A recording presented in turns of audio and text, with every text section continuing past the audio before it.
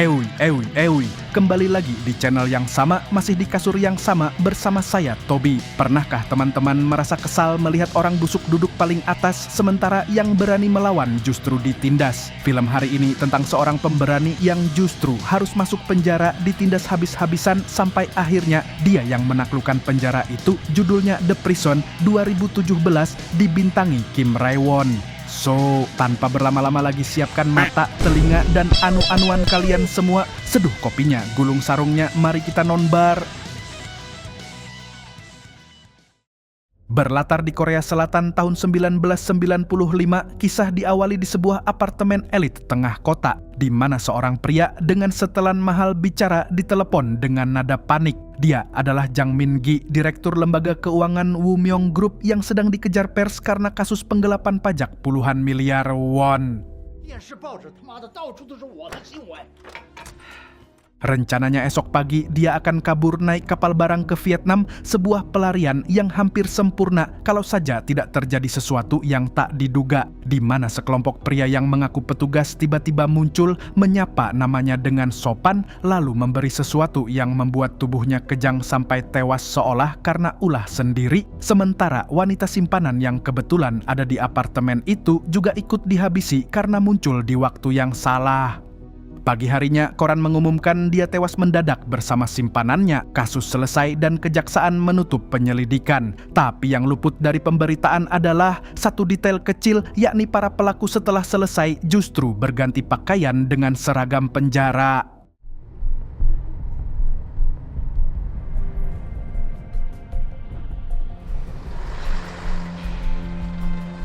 Beberapa hari kemudian, sebuah bus dari pengadilan tiba di penjara Seongan. Turun seorang pria muda dengan tangan terikat dan mata penuh aura pembunuh. Namanya Song Yu-gon, mantan letnan polisi yang dijuluki utusan neraka karena rekornya menangkap pelaku 100% sepanjang kariernya, di mana belum ada satupun target yang lolos.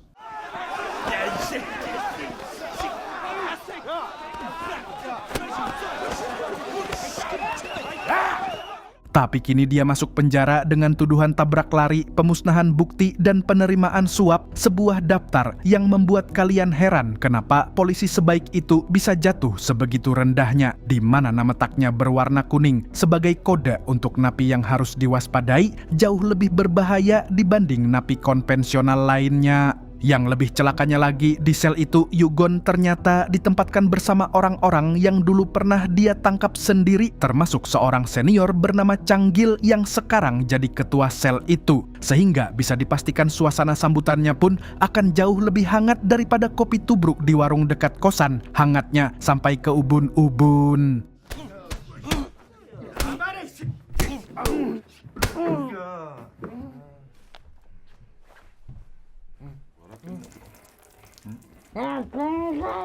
Tapi pria ini bukan polisi sembarangan. Dia memancing Chang-gil mendekat untuk membuka penutup mulutnya, dan di detik itu juga Yu-gon menggigit telinga Chang-gil sekuat tenaga hingga sebagian dagingnya putus, lalu menempelkan pecahan lampu neon ke leher Chang-gil sambil mengancam akan membunuhnya jika tidak segera dipertemukan dengan kepala penjara.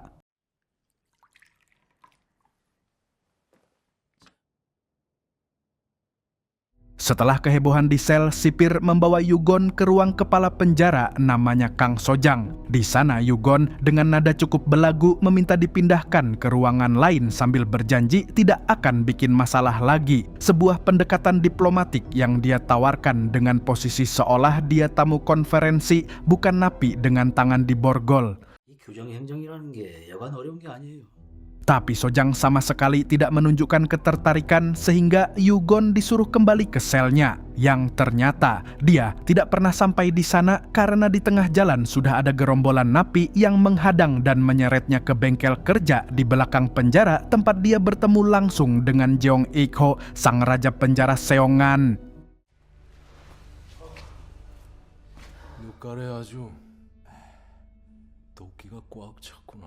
Tanpa ekspresi sedikit pun, seolah ini hal biasa, Ik-ho menyuruh anak buahnya menyodorkan tangan Yu-gon ke mesin gergaji yang berputar seperti suara kereta lewat, lalu menyampaikan istilah halus yang di tempat ini setiap orang paham artinya. yakni kalau Yugon tidak patuh, tangannya akan terpisah dengan dalih kelalaian saat bekerja, dan sang utusan neraka yang dulu menangkap 100 orang tanpa pernah meleset itu, malam itu untuk pertama kalinya seumur hidup harus memohon ampun.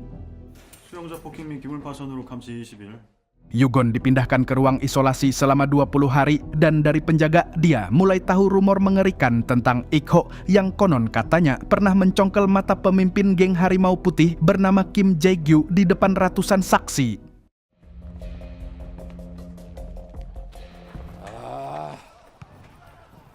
Setelah 20 hari isolasi, Yugon dibebaskan dan begitu kembali ke lapangan, Changgil yang masih dendam dengan telinganya yang hilang langsung ingin balas dendam. Ik-ho yang melihat keributan itu justru menyuruh keduanya berduel untuk menentukan siapa yang lebih berkuasa.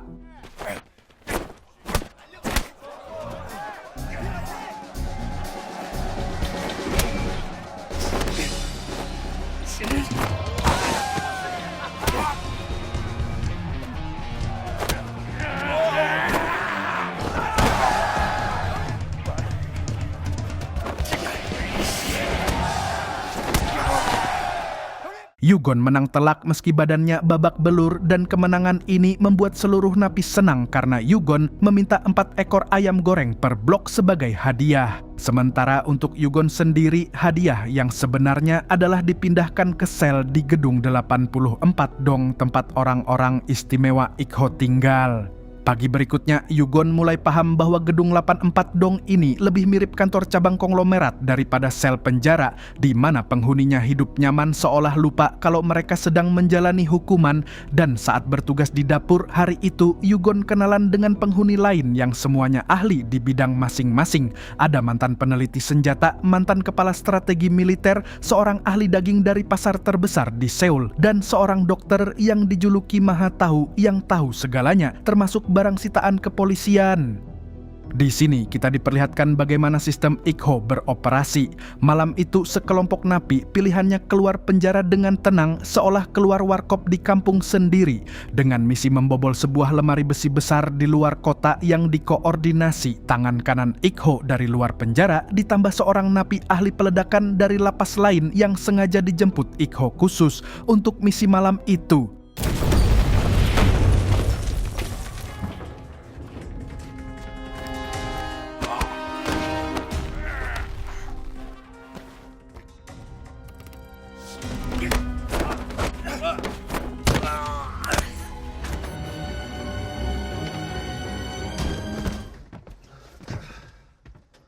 Tapi pertunjukan kepiawaian sistem ini ternyata tidak berakhir sempurna karena di tengah operasi salah satu anggota bernama Sim Hak-gyu mendadak berubah pikiran dan memilih kabur sendirian dengan seluruh tas uang hasil rampokan. Pagi harinya, Kang Sojang mendapat laporan napi kabur itu. Saat masih dibuat pusing oleh kejadian itu, tiba-tiba penjara Seongan kedatangan tamu yang tidak diharapkan. Datanglah Direktur Bae dari Korps Pemasyarakatan untuk inspeksi mendadak. Sojang langsung panik dan Ik-ho disuruh berdiri tegak seperti tentara wamil yang baru pertama apel pagi Senin. Ternyata, Direktur Bae punya sejarah dengan Ik-ho dari lapas Gangjin bertahun-tahun lalu, di mana dulu Ik-ho hanyalah napi bernomor 7126 yang ditundukkan olehnya, sehingga sekarang setelah Ik-ho jadi Raja Seongan, Direktur Bae mengulang permainan lama, yakni menyuruhnya menunduk dan menghinanya di depan anak buahnya. 차렷. 하씨 발람이 내 승질 까먹은 모양이네. 개기요? Suasana di kebun penjara saat itu sudah seperti bom waktu yang tinggal menunggu detik terakhir, di mana semua mata anak buah Ik-ho menanti satu aba-aba untuk menyerang, dan kalau dilanjutkan sebentar lagi akan ada satu direktur yang tidak pulang malam ini, dan seluruh urusan penjara Seongan akan tersorot media dalam hitungan jam. Tapi tanpa diduga Yugon tiba-tiba mengamuk sambil melompat ke arah Direktur Bae berteriak soal hak asasi manusia, sebuah pengalihan yang langsung membuat para sipir turun menenangkan Yugon dengan pukulan keras sampai dia pingsan. Dan situasi ini cukup membuat Direktur Bae urung menghajar Ik-ho lalu pergi dari sana dengan ekspresi setengah bingung setengah marah.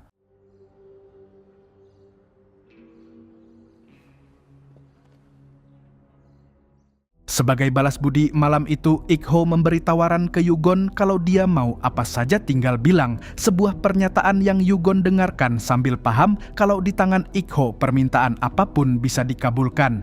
Dan di sela percakapan itu, Ik-ho memberi misi khusus, yaitu cari Sim Hak-gyu, anggota lama yang kabur kemarin malam, dan hadiahnya 100 juta won. 야! 나 탈옥한다! 진짜 탈옥이 안 된다! 맞네.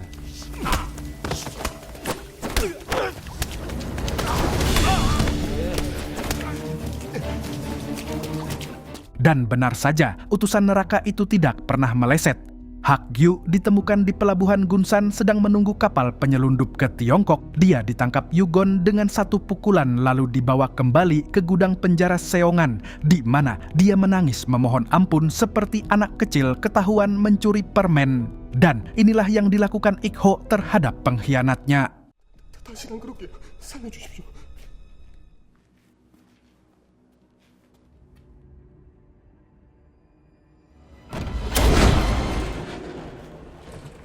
Seperti tidak terjadi apa-apa, Ik-ho menepati janjinya memberi 100 juta won kepada Yugon, dan Yugon yang baru saja menyaksikan dua kejadian mengejutkan dalam 24 jam terakhir hanya bisa menerima tanpa berkata sepatah kata pun.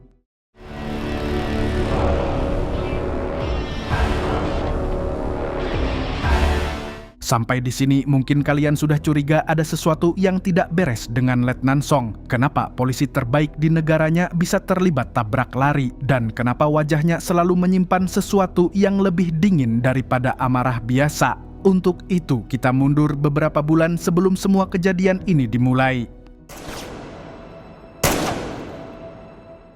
Yugon ternyata punya seorang kakak laki-laki bernama Song Yu-cheol, jurnalis investigatif harian Dongguk yang dijuluki penyu oleh sesama reporter. Karena sekali dia menggigit sebuah kasus, dia tidak akan pernah melepaskannya.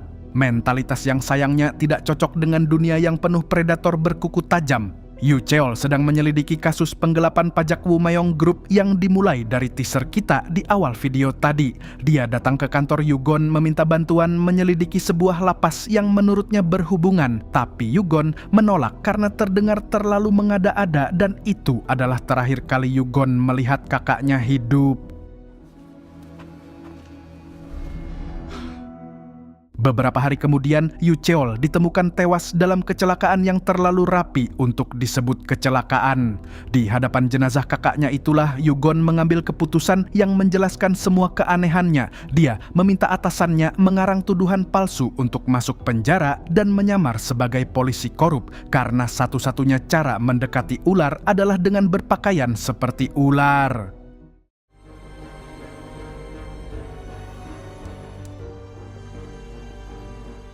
Kembali ke penjara Seongan, setiap tindakan Yugon sekarang punya makna baru. Saat menyelinap ke ruang Sojang, dia sebenarnya berburu bukti. Suatu malam, dia dipergoki sipir korup bernama Hwang yang langsung tahu ada yang aneh, sehingga Yugon menutupinya dengan alibi gila bahwa dia kleptomania dan menyogok sipir itu supaya tutup mulut. Sementara itu, hubungan Yugon dengan Ik-ho yang semakin dekat membuat tangan kanan lama Ik-ho, yaitu Chang-gil, semakin tersisih dan iri, dinamika yang mungkin mirip koalisi politik kita. Bedanya kalau iri yang ini tidak cuma cuit di sosmed, tapi langsung kirim eksekutor. Suatu hari saat Ik-ho dan Dr. Kim sedang melakukan pertemuan rahasia di dapur penjara, tiba-tiba pintu didobrak masuk oleh Chang-gil bersama gerombolannya dengan senjata mencoba mengambil alih kerajaan Ik-ho dengan ancaman akan melaporkan seluruh bisnis haram mereka. Tapi mereka jelas tidak paham kenapa pemimpin geng Harimau Putih yang dulu pernah mencoba hal yang sama sampai jadi cacat. 진짜 이 새끼야 안 죽어.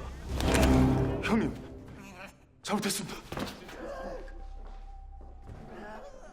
Setelah anak buahnya tumbang, Chang-gil menyerah dan duduk memohon ampun, sebuah siasat licik yang membuat Ik-ho lengah sehingga justru tertusuk olehnya. Dan di saat genting itulah Yugon yang sedari tadi mengintip dari luar masuk untuk menyelamatkan sang raja.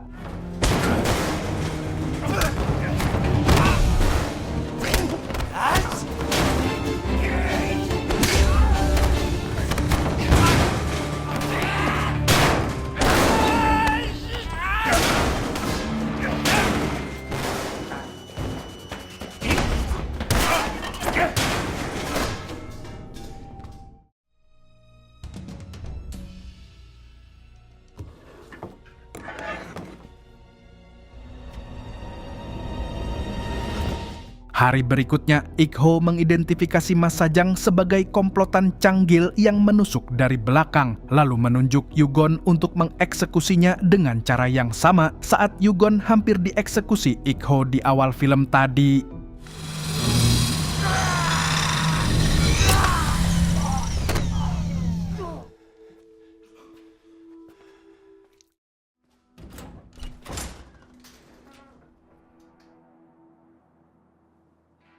Setelah malam berdarah itu, Ik-ho mengajak Yugon ke menara pengawas tertinggi penjara untuk bicara empat mata. Di sana, dia mengaku menyukai Yugon dan mulai mengajarkan filosofi hidupnya, yakni kalau menghadapi musuh habisi dulu kepalanya, sisanya akan rontok sendiri. Sebuah ajaran yang Yugon dengarkan dengan ekspresi datar, tapi matanya lebih dingin dari sebelumnya. 여기 분유에서 위험품 준비한 게 있다니까 가져다 버스에 실어. Beberapa hari kemudian, di luar penjara, atasan Yugon dari Polri menyusun operasi penyergapan terhadap kerajaan bawah tanah Ik-ho, di mana Yugon dapat info bahwa Dr. Kim akan bergerak, yang artinya operasi besar sedang dipersiapkan. Ia lalu meneruskan lokasi itu ke seniornya, yaitu pabrik pengecoran logam Ansan.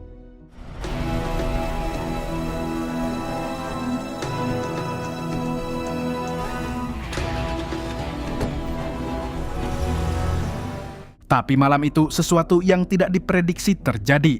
Ik-ho mengubah lokasi tujuan dan target sesungguhnya bukanlah Brankas melainkan Direktur Bai sendiri yang sudah lama jadi duri dalam daging, di mana Bai diculik dari rumahnya dan dibawa ke pabrik peleburan batu, lalu Yugon dipaksa menyaksikan rencana baru Ik-ho menjadikan Kang Sojang Direktur Korps Pemasyarakatan yang berikutnya.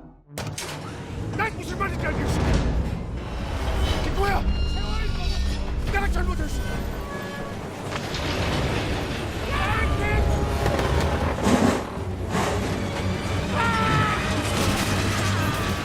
Direktur Bai dihabisi di tempat itu juga, sementara di pabrik Ansan polisi tiba tapi hanya menemukan ruangan kosong. Dan Yugon yang berdiri di samping Ik-ho hanya bisa menatap kekosongan rencananya sambil sadar bahwa satu-satunya pejabat yang masih bersih harus saja dibantu lenyapkan tanpa bisa berbuat apa-apa. Sekembalinya ke penjara Seongan, Ik-ho memerintahkan anak buahnya dari luar penjara untuk mengikuti komandan polisi yang sebelumnya mengikuti Dr. Kim. Dan tidak butuh lama anak buah itu kembali membawa foto seorang petinggi kepolisian yang ternyata adalah atasan langsung Yugon di dinas penyamaran.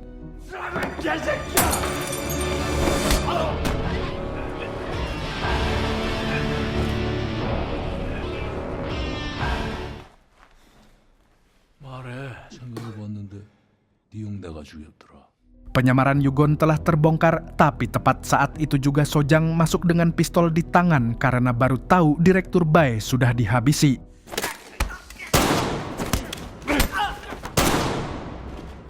Sojang mencoba menembak Ik-ho duluan, tapi malah Sojang yang terbunuh, sehingga Ik-ho memutuskan membuat Yugon mati seolah bunuh diri setelah dituduh membunuh Sojang.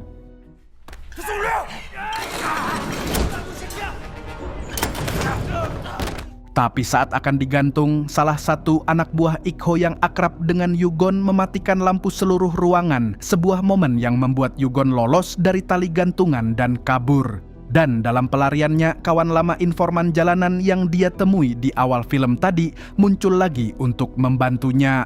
Untuk memancing tim darurat dan polisi datang, Yugon dengan bantuan kawan lamanya membakar gudang peledak yang dia tahu lokasinya dari operasi sebelumnya. Dan dalam hitungan menit, penjara Seongan berubah menjadi lautan api.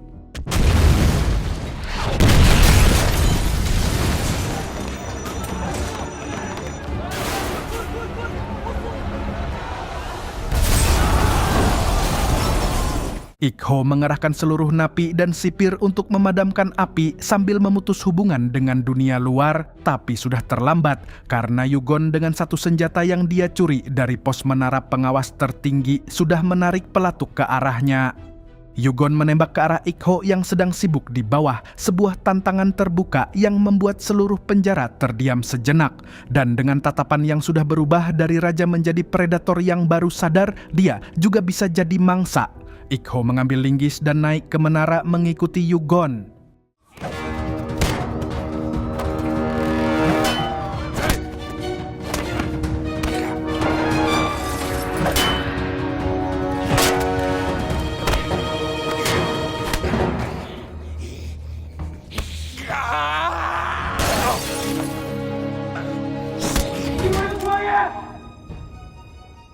Di puncak menara itulah Ik-ho akhirnya sadar bahwa sirene polisi yang dari tadi sayup terdengar bukan halusinasi, melainkan tim aksi yang sungguhan sedang dalam perjalanan. Dan dalam pertarungan terakhir hidup-hidup itu, Yugon memanfaatkan satu momen Ik-ho lengah untuk menjatuhkan sang raja, sampai akhirnya Ik-ho terduduk dengan moncong senjata Yugon tepat di pelipisnya.